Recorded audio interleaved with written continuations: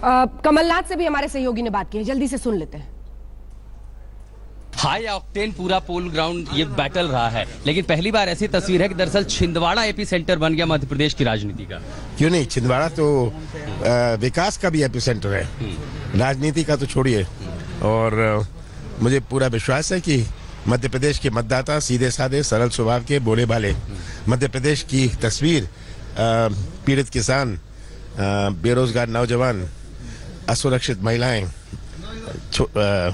दुखी व्यापारी, ये चित्र अपने सामने रख के आज मतदान करेंगे। वो चुनाव मुझे याद है 2008 के 13 के, कांग्रेस उस समय बस लड़ रही थी। इस बार क्या कमलनाथ फैक्टर की वजह से आपको ऐसा लगा कि कांग्रेस का जो काडर है वो एक साथ एक जगह पर लड़ता हुआ दिखाई पड़ा है, वाकई चुनौती दी है?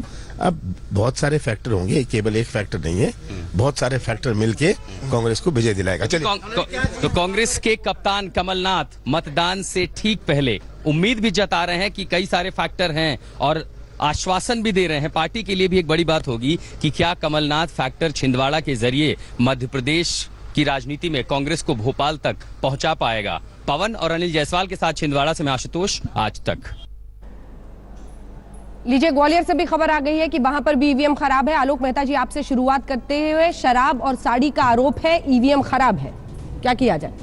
देखिए, ये चुनाव में कोई पहली बार ऐसा नहीं है। जिस समय इंदिरा गांधी युग से हम ये मानते रहे हैं कि देखिए साड़ियाँ बढ़ती हैं, गरीब आदमी उनको यदि 20 रुपये उस ज़माने में मिलती थी, आज वो 100 रुपये की मिलती हो, तो ये कोई बहुत आज जो कि उम्मीदवार जहाँ जहाँ ऐसे हैं वो अपने ऐसे गरीब मतदाताओं के लिए काम करते हैं।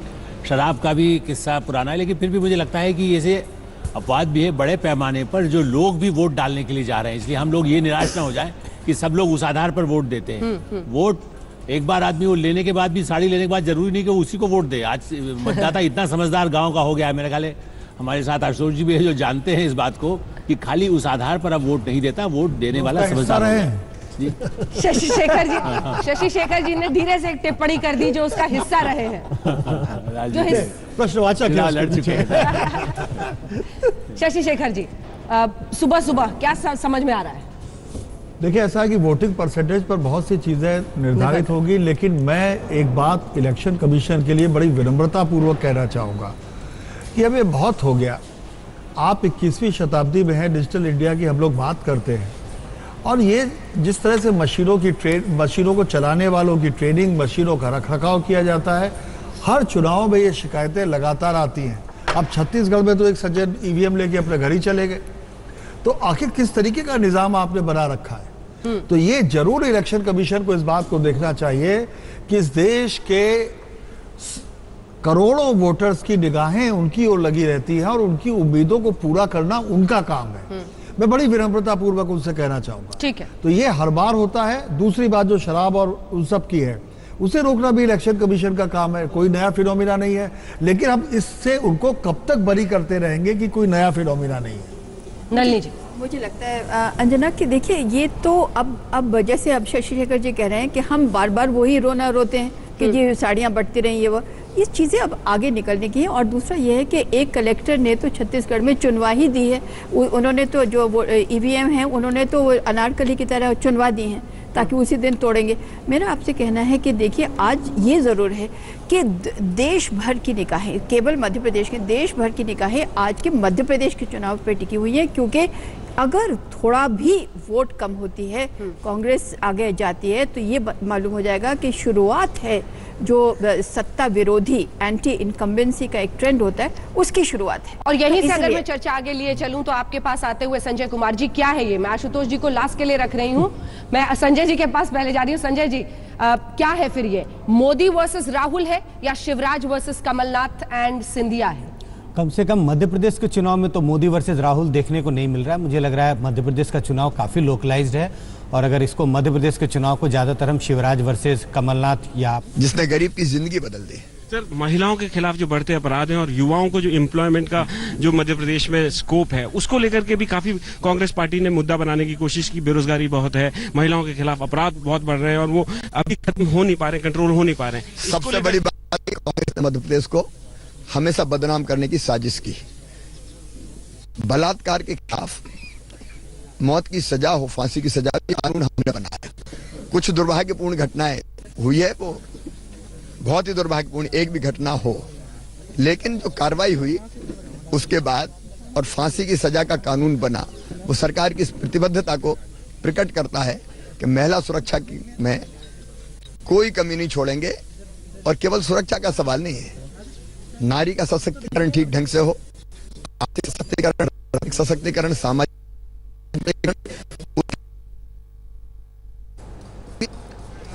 महिला सुरक्षा पर शिवराज सिंह चौहान वहां पर हमारे सहयोगी हेमेंद्र से बातचीत करते हुए। संजय जी अपनी बात पूरी कीजिए। नहीं, मैं वही बात को दोहराना चाह रहा हूं कि कम से कम मध्य प्रदेश के चुनाव में तो राहुल वर्सेस मोदी ऐसा देखने को नहीं मिल रहा है। मध्य प्रदेश का चुनाव काफ़ी लोकलाइज्ड है और मुझे लगता है कि मध्य प्रदेश का चुनाव जहां वोटिंग आज हो रही है, ये शिवराज वर्सेस कमलनाथ के रूप में ही टर्न होता हुआ दिखाई पड़ रहा है। लेकिन अगला सवाल आपसे एक सेफोलॉजिस्ट के रूप में, आपको क्या दिख रहा है? एंटी इनकम्बेंसी जिसे कहते हैं, 15 साल तक शिवराज का राज वहां पर, हवा क्या है, क्या समझ में आ रहा है? चुनाव बहुत कांटे के टक्कर का चुनाव दिखाई पड़ता है और एंटी इनकम्बेंसी जैसी कोई मूड दिखाई नहीं पड़ती है। किसी पार्टी के पक्ष में कोई बड़ा सा लहर हो, कोई बड़ी सी लहर हो, ऐसा कुछ एहसास नहीं होता है मध्य प्रदेश के चुनाव में। तख्ता पलट होगा क्या आशुतोष जी? देखिए, मैं तो कोई ज्योतिष नहीं, इसलिए नहीं कह सकता कि तख्ता पलट होगा या तख्ता पलट नहीं होगा, लेकिन जो महत्वपूर्ण बात यह है कि जो मोदी जी, जिनको अभी तक कहा जाता था कि जो भी चुनाव विधानसभा का हो, लोकसभा का चुनाव हो, अपनी पूरी ताकत झोंकते हैं, और अगर वो इस चुनाव में अपनी ताकत नहीं झोंक रहे हैं, और इसी तरीके खबरें छत्तीसगढ़ से भी हैं, तो इसके कुछ न कुछ जरूर राजनीतिक मायने हैं। आशुतोष जी बोल रहे हैं, उनके साथ साथ जो रैली है वो भी दिखा दीजिए कि नरेंद्र मोदी ने 10 रैलियां की है, वो आंकड़े दिखाते जाइए और आशुतोष जी अपनी बात रखिए। क्योंकि मैं आपको याद दिला दूं कि जब गुजरात के चुनाव हो रहे तो करीब 34 से ज्यादा उन्होंने रैलियां की, जब उन्होंने कर्नाटक का चुनाव हुआ तो 24 से ज्यादा रैलियां की, और इस बार जहां तक हमारी जानकारी करीब 11 से ज्यादा रैलियां उन्होंने नहीं की है। और जिस तरीके से हाई प्रोफाइल बिल्ड उनके साथ होता था वो बिल्कुल नहीं हो रहा। तो क्या इसके कुछ राजनीतिक मायने अमित शाह ने हैं? लेकिन राजनीतिक 27 की है। हाँ। अमित शाह ने 27 की है, हम देखिए, आपको अमित सबके शाह- आंकड़े दिखा रहे हैं। अमित शिवराज शाह ने 178 की है। मैं आपको बता दूं, अमित शाह 27 थी, 54 कर दे, उनके प्रचार का कहीं कोई असर नहीं होता। अमित शाह की जो खासियत है वो जो संगठन है, संगठन को जमीन पे उतार कर कैसे कार्यकर्ताओं को ऊर्जस्वित करके चुनाव लाए, उनके नाम पे वोट नहीं पड़ता। हाँ, मोदी जी के नाम पे वोट पड़ता है, शिवराज सिंह चौहान के नाम पे वोट पड़ता है, रमन सिंह के नाम पे वोट पड़ता है। और अगर मध्य प्रदेश से मोदी जी के पोस्टर गायब हैं और प्रचार नहीं कर रहे हैं, तो जरूर इसके कुछ राजनीतिक मायने हैं। मोदी जी के पोस्टर्स लगे हुए हैं शिवराज के साथ, जितने भी पोस्टर्स हैं इसमें मोदी और शिवराज का ही चेहरा लगा हुआ है। मुझे नहीं लगता कि उस तरीके से कैंपेन करें जिस तरीके से कैंपेन उन्होंने कर्नाटक गुजरात के अंदर किया, या उत्तर प्रदेश के अंदर किया, या इसके पहले बिहार के भी। मैं बता दूं, बिहार के आखिरी 2 चरणों में मोदी जी प्रचार से भी गायब थे और उन्होंने रैलियां उतनी नहीं की थी। लेकिन और वहां तो क्या आलोक जी ये सही है कि स्टेट के नेता के, जो राज्य के नेता हैं, और केंद्र के नेता मतलब मोदी अमित शाह, एक खाई है उनके बीच में? नहीं, खाई नहीं है। मैं उल्टा ये कहना चाहता हूं कि हम लोग बराबर आपके मंच पर सालों से बात कहते रहे हैं, प्रादेशिक नेतृत्व को महत्व दिया जाना चाहिए। यदि शिवराज ने काम किया है, लोग उनको जिनसे वास्ता पड़ता है, विधायकों, आज भी यदि भाजपा कहीं कमजोर है तो उनके विधायक जो जहां काम नहीं किए हैं उससे शिवराज के लिए मुश्किल ज्यादा हो रही है। और मोदी का ये सही है कि कुछ नोटबंदी को लेकर यदि मान लो उनसे नाराजगी मोदी से है, तो उस जगह पर शिवराज के काम के बल पर वो कोशिश कर रहे हैं। तो मुझे लगता है कि हम लोगों को तो इसका स्वागत करना चाहिए कि प्रादेशिक नेतृत्व ताकतवर हो। प्रादेशिक नेतृत्व एक समय में नेहरू या इंदिरा गांधी के समय में जितना एक समय में ताकतवर था, तब वो पार्टियां मजबूत थी। आज ये हो रहा है कि सब कुछ मोदी पर निर्भर कर देंगे। मजबूत नहीं करना था सर जी। गुजरात में या जहां जहां पर जिनका इन्होंने जिक्र किया, वहां पर क्या प्रादेशिक नेतृत्व को मजबूत नहीं करना था? कर्नाटक में आप देखिए, कर्नाटक में पूरी ताकत, इसलिए कि वहां पर प्रादेशिक नेतृत्व नहीं था। और वहां पर आप देखिए कि गुजरात में तो उनका खुद का अस्तित्व, क्योंकि मोदी और अमित शाह वहीं के नेता थे, स्थानीय नेता थे ना। कल यदि प्रधानमंत्री कोई और प्रदेश का होगा तो वो अपने प्रदेश पर भी उतना ही ध्यान देना उसका जरूरी होगा। यहीं से चर्चा के लिए चलेंगे। शिवराज सिंह चौहान की तस्वीरों के साथ आपको छोड़े जाते हैं अन्य नेताओं की। एक तरफ ईवीएम खराब है, उधर नर्मदा में पूजा के साथ शुरुआत है। देखते रहिए राज तिलक आज तक पर।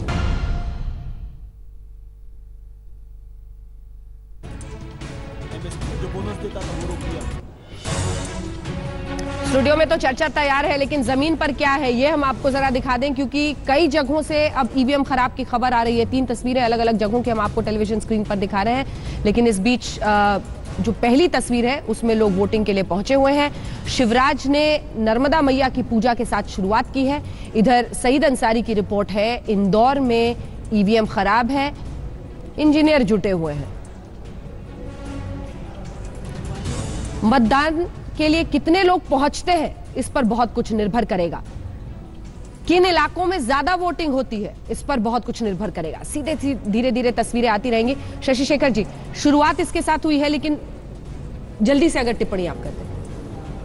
मैं सिर्फ टिप्पणी ये करना चाहता हूं कि जिस तरीके से शिवराज सिंह चौहान ने बुधनी में अपनी बात कही कि स्मार्ट गांव होंगे, एक्सप्रेसवे होंगे, औद्योगिकरण बढ़ेगा, एक्सप्रेसवे होंगे, तो 15 साल की हुकूमत एक बड़ी हुकूमत है। उनको कायदे से अपनी बात को इस तरह से कहना चाहिए था कि मैंने इतना कर दिया है और अब इसके बाद यहाँ तक पहुँचना है। ऐसा लग रहा था जैसे कोई फर्स्ट टाइमर बोल रहा है कि ऐसा ऐसा ऐसा होने जा रहा है। ठीक है, मुझे ऐसा लगता है कि राजनीति का एक सेट लैंग्वेज हो गई है और राजनीति की सेट लैंग्वेज में सिर्फ एक फ्यूचर टेंस होता है, कोई प्रेजेंट टेंस नहीं होता, या तो फ्यूचर टेंस होता है या पास्ट टेंस। जी सपने बेचे जाते हैं ना, अगले 5 साल सपने बेचे जाते हैं। अब ये तो मानेंगे यहीं से राजनीति में चर्चा सपने बहुत बेचे दिलचस्प जाते हैं। मोड़ पर चर्चा। लेटेस्ट खबरों के लिए यूं ही देखते रहिए आज तक और इस वीडियो के पसंद आने पर लाइक, शेयर एंड सब्सक्राइब करना ना भूलें।